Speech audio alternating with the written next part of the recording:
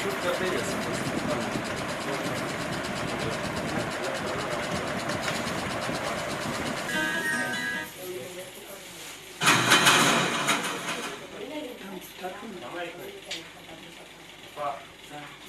ते पहिला flag open झाला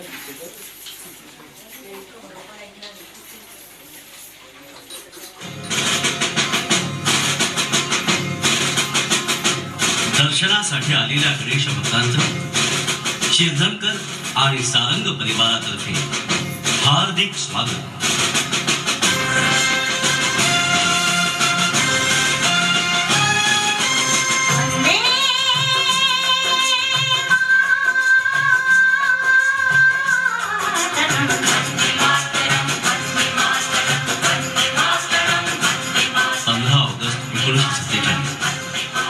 भारताच्या इतिहासातला सोन्याचा दिवस. कधीही न मावळणारा ब्रिटिश साम्राज्यावरचा सूर्य अखेर भारताच्या क्षितिजावर मावळला आणि स्वतंत्र भारताचा तिरंगा स्वतंत्र भारताच्या नभांगणात डौलानं फडकू लागला.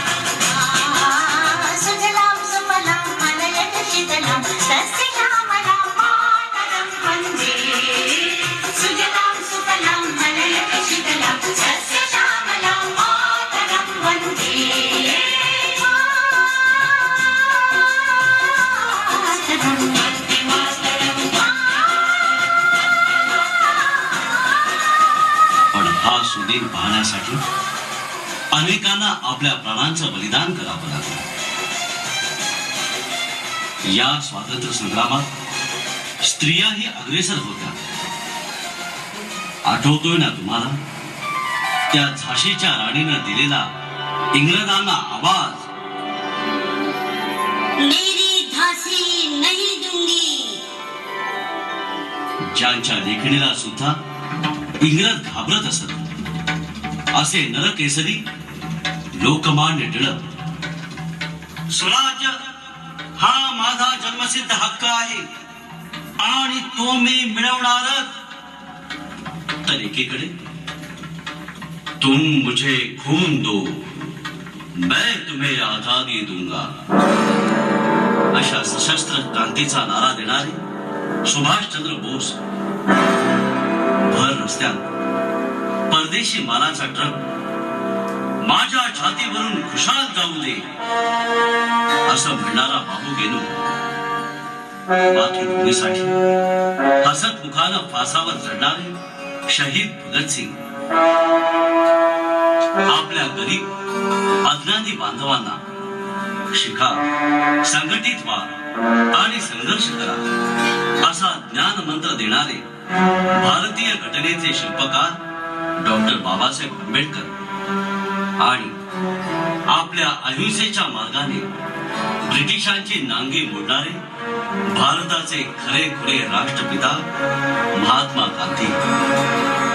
या स्वतंत्र भारताचं पहिलं पंतप्रधान पद भूषवण्याचा मान मिळाला पंडित जवाहरलाल नेहरू यांना. आबालवृद्धांमध्ये कमालीची लोकप्रियता मिळवून पंडितजींनी आपली कारकीर्द संपवली. पंडितजी नंतर कोण असा प्रश्न मनाला बेचैन करीत असताना एका ऋषितुल्य व्यक्तिमत्वाने पंतप्रधान पदाची धुरा आपल्या खांद्यावर घेतली. लाल बहादूर शास्त्री देशाच्या सर्वांगीण विकासाचा विचार करताना समाजातील दोन घटकांना प्राधान्य देणारं मोलाचं ब्रीद वाक्य शास्त्रीजींनी जनतेसमोर ठेवलं. जय जवान जय किसान. एक अन्नदाता दुसरा रक्षण करता याच्यासारख्या लाखो अनामवीरांनी आपल्या प्राणांची आहुती स्वातंत्र्य यज्ञात दिली तेव्हा कुठेही स्वतंत्र देवता प्रसन्न झाली.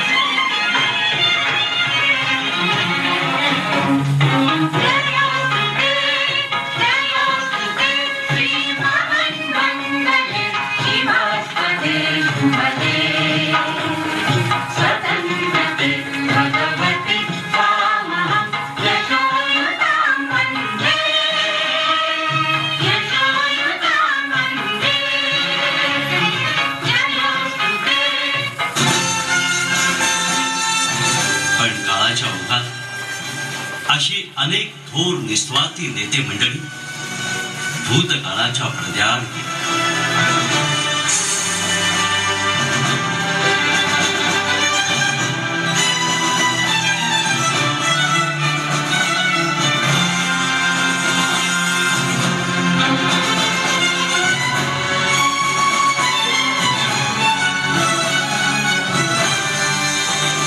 हळूहळू जुन्यांची जागा नव्यानं घेतली. त्यांना स्वातंत्र्य आयतं मिळालं होतं, त्यामुळे स्वातंत्र्य म्हणजे स्वैराचार असा सोयीस्कर अर्थ लावून त्याने घेतला.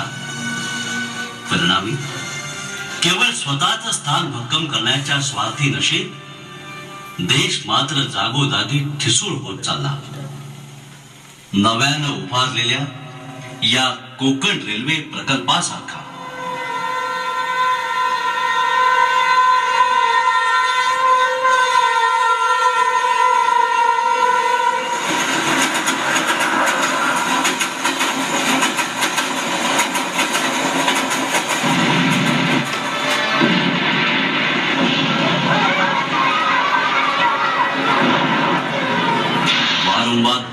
अशा अपघातांना बळी पडते ती सामान्य जनता. जसा अपघातात मोठ्यांचा बळी जातो तसाच दुसऱ्या एका अपघातामध्ये निरपराध चिमुरड्या जीवांचा बळी जातो. कुंभकोणम इथल्या सरस्वती नर्सरी स्कूलला लागलेली भीषण आग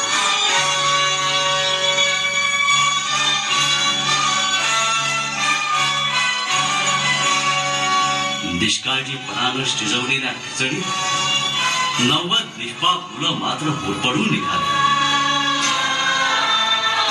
अशा घटना म्हणजे अपघात आहेत. आम्ही आपल्या दुःखात सहभागी आहोत अशी काहीशी भावना शून्य सहानुभूती कुणातर्फे तरी पाठवून दिली जाते, कारण त्यांना वेळच नसतो. त्यांचे हात गुंतलेले असतात ते अतिरेकी हुतात्म्यांना मदत करण्यात. अतिरेकी हुतात्मा किती परस्पर विरोधी शब्द आहेत नाही. ती अतिरेकी होती हे खरं की ती हुतात्मा झाली हे खरं. पण मग अतिरेक्यांशी झालेल्या चकमकीत ती कशी मारली गेली?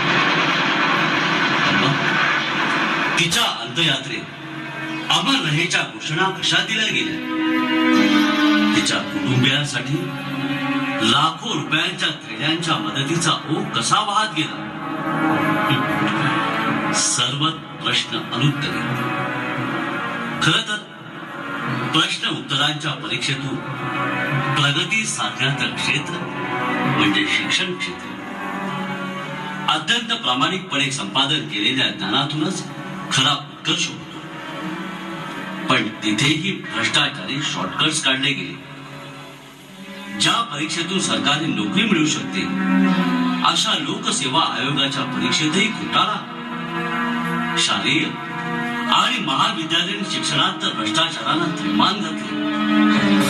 अगदी पेपर फुटीपासून ते पदव्या विकत घेणं यासारख्या गोष्टी अगदी बिनधास्त होत आहेत. कारण कुणाचाच कुणाला धाक नाही, कुणावर कुणाचं नियंत्रण नाही की कुठे कसलीच सिक्युरिटी नाही. होय, सिक्युरिटी नाही म्हणून तर बनावट सिक्युरिटी नोट्स, स्टॅम्प पेपर्स, मुद्रांक कुठेही छापले जात आहेत.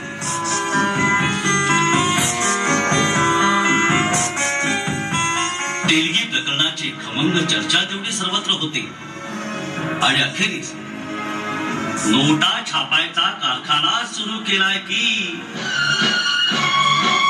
काश्मीरच्या खोऱ्यात आपले अनेक जवान सीमा रक्षणासाठी रात्रंदिन आम्हा युद्धाचा प्रसंग असा अनुभव घेत डोळ्यात तेल घालून सतत असतात.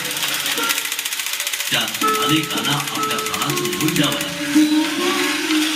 अशा शहीद जवानांच्या मृतदेहासाठी तयार होणाऱ्या शवपेटीमध्ये सुद्धा भ्रष्टाचार.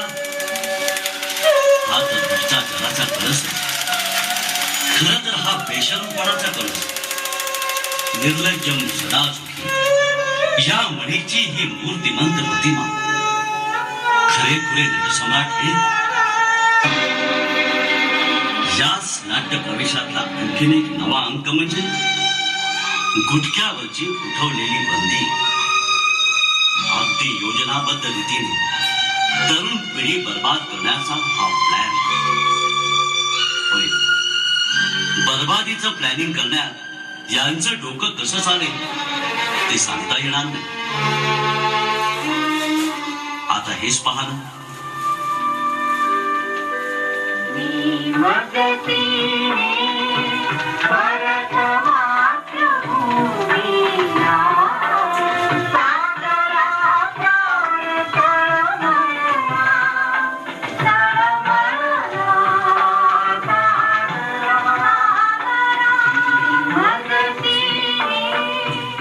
की घेतले व्रत न आम्ही अंध देणे, लब्ध प्रकाश इतिहास निसर्ग माने, जे दिव्य दाहक म्हणून असावयाचे, बुद्ध्याची वाण धरिले करी हे सतीचे. ही शब्द सुमन आहेत एका स्वातंत्र्यवीराची. काय वावगं वाटलं या म्हणून स्वातंत्र्य ज्योती या स्मारकावर कोरलेल्या या काव्यपंक्ती खोडून टाकण्याचा आदेश दिला गेला. कधी काय आदेश दिले जातील त्याचा काही नेम नाही. खरं तर स्वतंत्र भारतात स्वातंत्र्य दिनाच्या दिवशी आपला राष्ट्रध्वज कुठेही फडकवणं ही देशाभिमानाची बाब असायला हवी. पण एका विशिष्ट मैदानात राष्ट्रध्वज फडकवणं हा न्यायालयीन कोठडी दाखवणारा गुन्हा होऊ शकतो.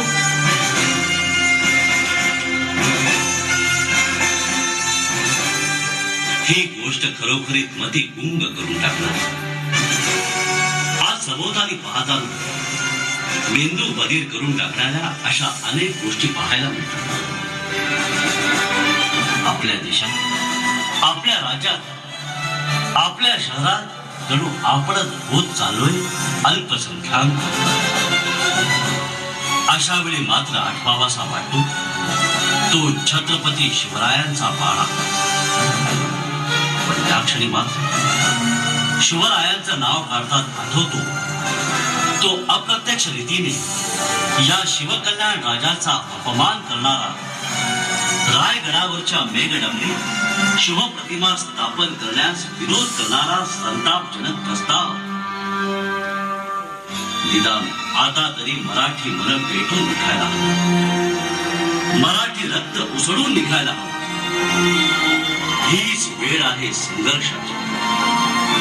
रायगडावरच्या मेघडंबरी शिवप्रतिमा स्थापन व्हायलाच हवी. शिवशाहीचा भगवा पुन्हा महाराष्ट्रावर स्वाभिमानानं फडकायलाच हवा. मागूया तेच वरदान आपण गणरायाकडे की जे आव्हान केलं होतं शिवकालीन इतिहासानं त्या जगदंबेला.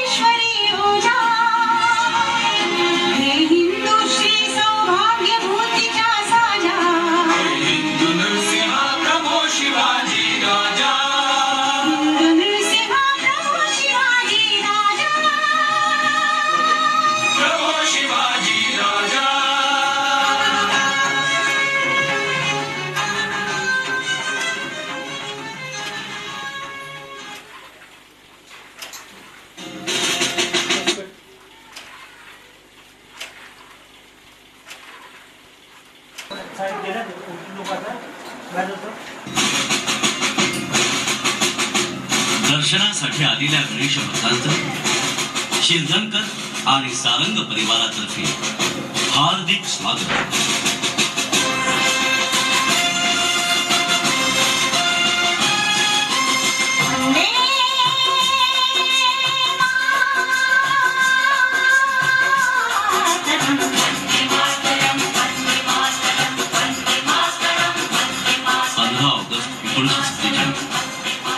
भारताच्या इतिहासातला सोन्याचा दिवस, कधीही न मावळणारा ब्रिटिश साम्राज्यावरचा सूर्य अखेर भारताच्या क्षितिजावर मावळला आणि स्वतंत्र भारताचा तिरंगा स्वतंत्र भारताच्या नभांगणात डौलानं फडकू लागला.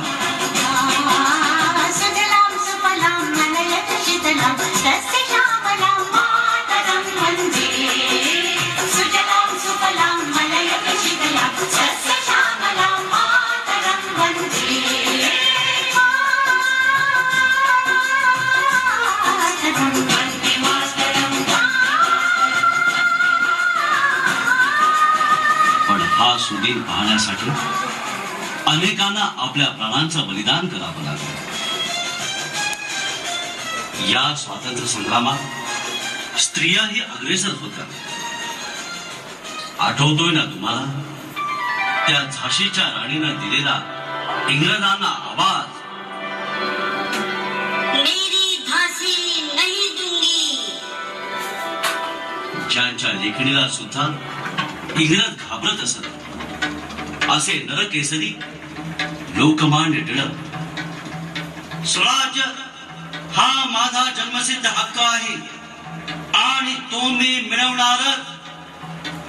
तर एकीकडे तुम मुझे खून दो मैं तुम्हें आजादी दूंगा अशा सशस्त्र क्रांतीचा नारा देणारे सुभाषचंद्र बोस भर रस्त्यात परदेशी मालाचा ट्रक माझ्या छातीवरून खुशाल जाऊ दे असं म्हणणारा बाबू गेनू मातृभूमीसाठी हसतमुखानं फासावर चढणारे शहीद भगतसिंग आपल्या गरीब अज्ञानी बांधवांना शिका, संघटित व्हा आणि संघर्ष करा असा ज्ञान मंत्र देणारे भारतीय घटनेचे शिल्पकार डॉक्टर बाबासाहेब आंबेडकर आणि आपल्या अहिंसेच्या मार्गाने ब्रिटिशांची नांगी मोडणारे भारताचे खरे राष्ट्रपिता महात्मा गांधी. या स्वतंत्र भारताचं पहिलं पंतप्रधान पद भूषवण्याचा मान मिळाला पंडित जवाहरलाल नेहरू यांना. आबालवृद्धांमध्ये कमालीची लोकप्रियता मिळवून पंडितजींनी आपली कारकीर्द संपवली. पंडितजींनंतर कोण असा प्रश्न मनाला बेचैन करीत असताना एका ऋषितुल्य व्यक्तिमत्वाने पंतप्रधान पदाची धुरा आपल्या खांद्यावर घेतली. लाल बहादूर शास्त्री देशाच्या सर्वांगीण विकासाचा विचार करताना समाजातील दोन घटकांना प्राधान्य देणारं मोलाचं ब्रीद वाक्य शास्त्रीजींनी जनतेसमोर ठेवलं. जय जवान जय किसान. एक अन्नदाता, दुसरा रक्षण करता. यांच्यासारख्या लाखो अनामवीरांनी आपल्या प्राणांची आहुती स्वातंत्र्य यज्ञात दिली तेव्हा कुठेही स्वतंत्र देवता प्रसन्न झाली.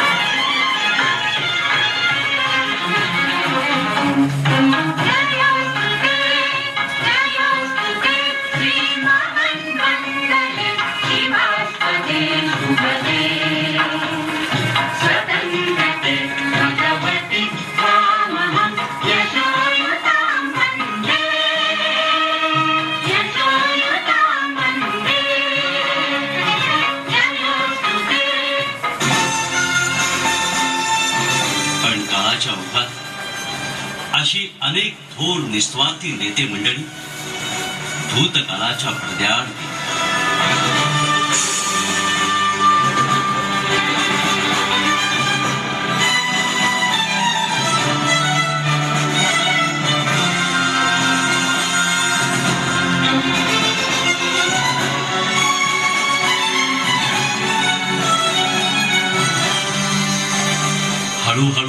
नेत्यांची जागा नव्याने घेतली.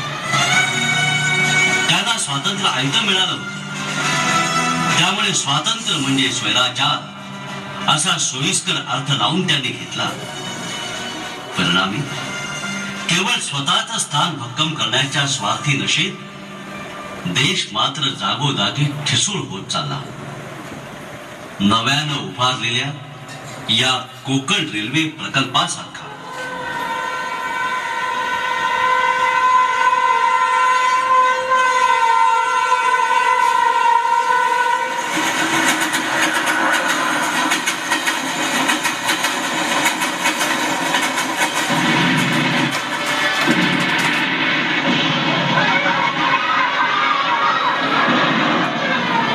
वारंवार होणाऱ्या अशा अपघातांना बळी पडते ती सामान्य जनता. जसा अपघातात मोठ्यांचा बळी जातो तसाच दुसऱ्या एका अपघातामध्ये निरपराध चिमुरड्या जीवांचा बळी जातो. कंभकोणम इथल्या सरस्वती नर्सरी स्कूलला लागलेली भीषण आग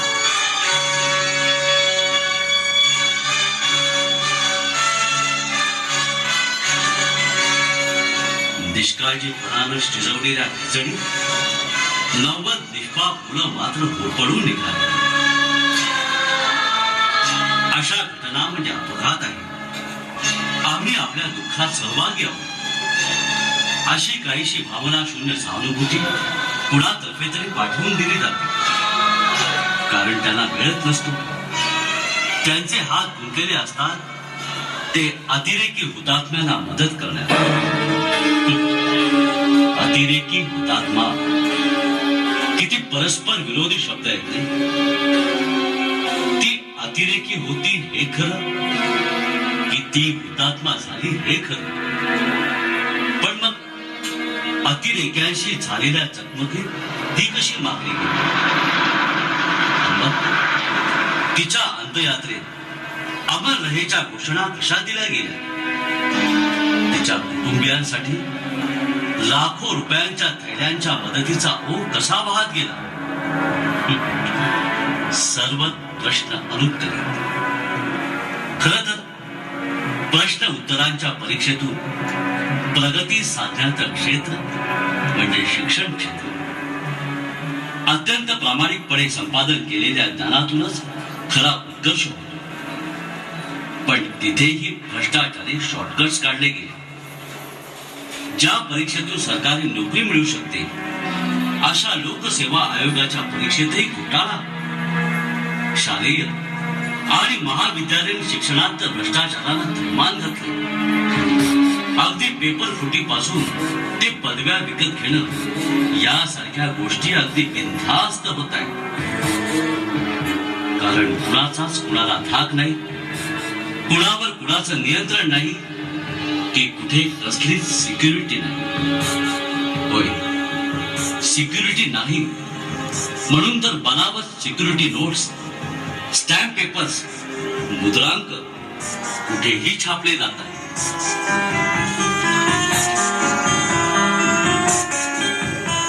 तेलगी प्रकरणाची खमंग चर्चा तेवढी सर्वत्र होती. आणि अखेरीस नोटा छापायचा कारखाना सुरू केलाय की.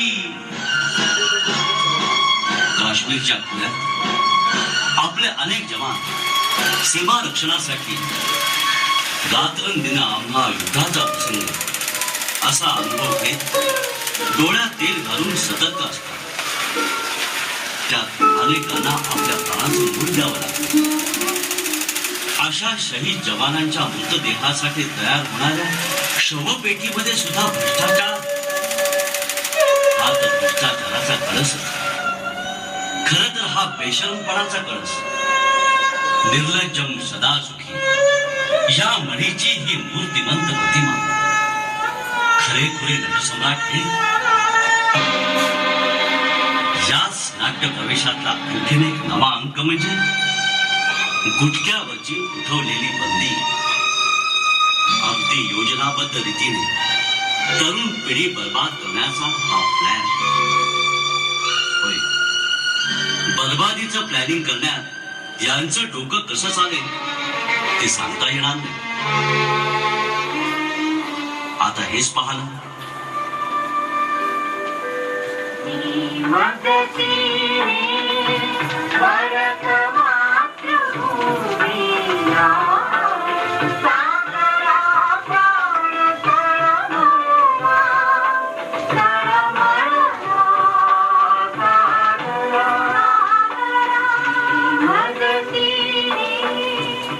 की घेतले व्रत न आम्ही अंधतेने लब्ध प्रकाश इतिहास निसर्ग माने जे दिव्य दाहक म्हणून असावयाचे बुद्ध्याची बाण धरिले करी हे सतीचे. ही शब्द सुमन आहेत एका स्वातंत्र्यवीराची. काय वावगं वाटलं या म्हणून स्वातंत्र्य ज्योती या स्मारकावर फुगलेल्या या काव्य पंक्ती खोडून टाकण्याचा आदेश दिला गेला. कधी काय आदेश दिले जातील याचा काही नेम नाही. खरं तर स्वतंत्र भारतात स्वातंत्र्य दिनाच्या दिवशी आपला राष्ट्रध्वज कुठेही फडकवणं ही देशाभिमानाची बाब असायला हवी. पण एका विशिष्ट मैदानात राष्ट्रध्वज फडकवणं हा न्यायालयीन कोठडी दाखवणारा गुन्हा होऊ शकतो.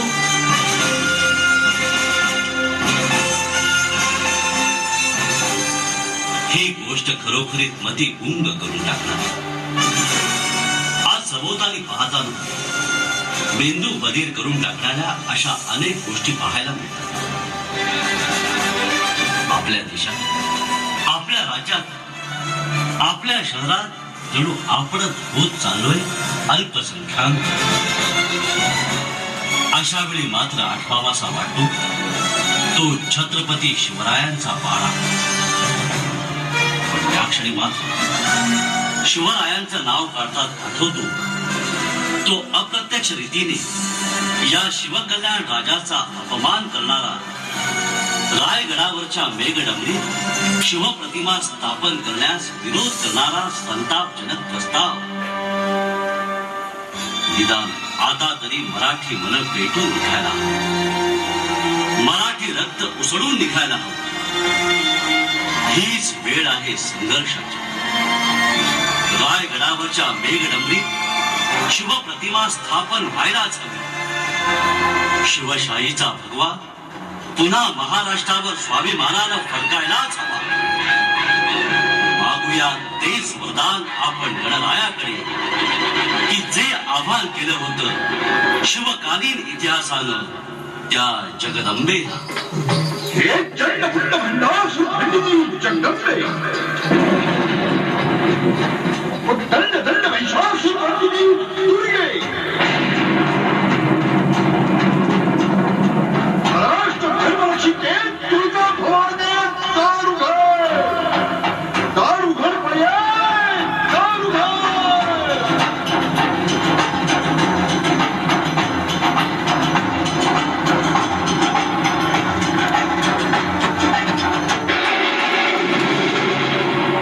हे हिंदू शक्ती संभू